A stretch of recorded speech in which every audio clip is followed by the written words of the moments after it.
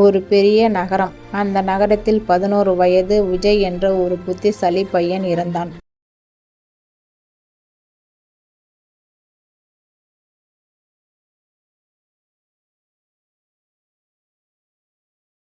அவனுக்கு விஞ்ஞானம் ரொம்ப பிடிக்கும். எப்போதும் ஏதாவது கண்டுபிடிக்கணும் என்று முயற்சி செய்வான். ஒரு நாள் அவன் பள்ளி விஞ்ஞான லேபில் ஒரு சின்ன பரிசோதனை செய்து கொண்டிருந்தான்.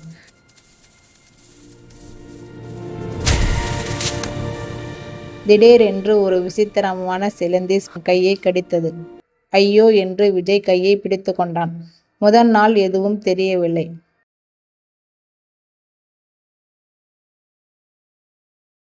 அடுத்த நாள் விஜய் சுவரில் கை வைத்தான். அவன் கை அங்கேயே ஒட்டி கொண்டது. என்னடா இது?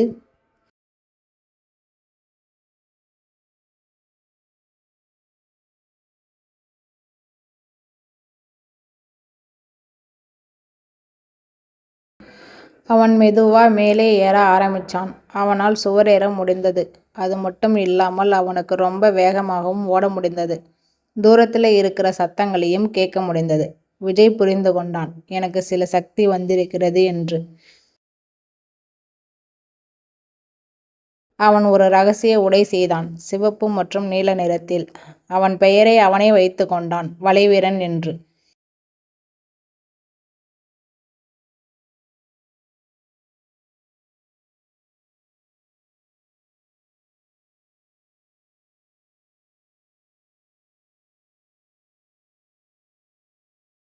இரவு நேரங்களில் அவன் ஊரை சுற்றி வருவான். சின்ன சின்ன பிரச்சனைகளை தீர்க்க ஆரம்பிச்சான். பூனை ஒன்றை மரத்தில் இருந்து காப்பாற்றினான்.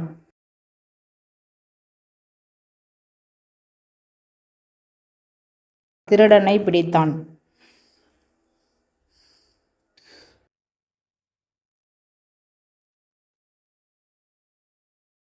ஒரு நாள் கியர் கிங் என்ற ஒரு வில்லன் நகரத்துக்கு வந்தான்.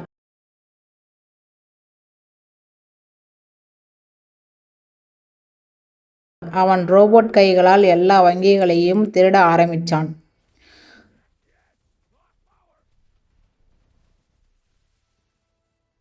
ஒரு ஏடிஎம்மில் திருடும்போது அப்போது வளைவீரன் வந்தான். நான் இருக்கிறேன் என்று சொன்னான்.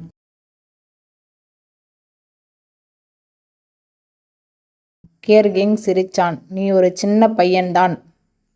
விஜய் தைரியமாக சொன்னான், நான் உன்னை மாதிரி இல்லை, நான் நல்லதுக்காக இருக்கிறேன் என்று. அவன் தனது வலை சக்தியை பயன்படுத்தி ரோபோட் கரங்களை கட்டி போட்டான். சுவரில் இருந்து குதித்து அதிரடி அடித்தான்.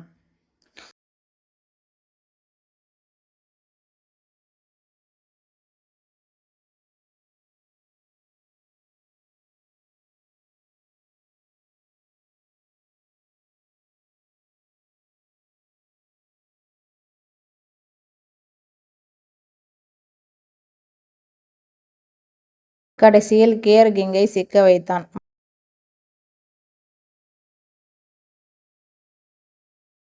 மக்கள் எல்லாரும் கைத்தட்டினார்கள். அந்த இரவு விஜய் வீட்டிற்கு வந்தபோது அவன் தாத்தா சொன்னார், சக்தி இருந்தா அதை பயன்படுத்தும் பொறுப்பு இன்னும் பெரியது. விஜய் சிரிச்சான். நான் நல்லதுக்காகத்தான் இதை பயன்படுத்துவேன். அதன் பிறகு விஜய் ஒரு சாதாரண பையன் போல பள்ளிக்கு போவான். ஆனால் இரவு நேரம் அவன்தான் நகரத்துக்கு பாதுகாவலன். சக்தி இருக்கிறது தான் முக்கியம் இல்லை, அதை நல்லதுக்காக பயன்படுத்துவன் தான் உண்மையான ஹீரோ.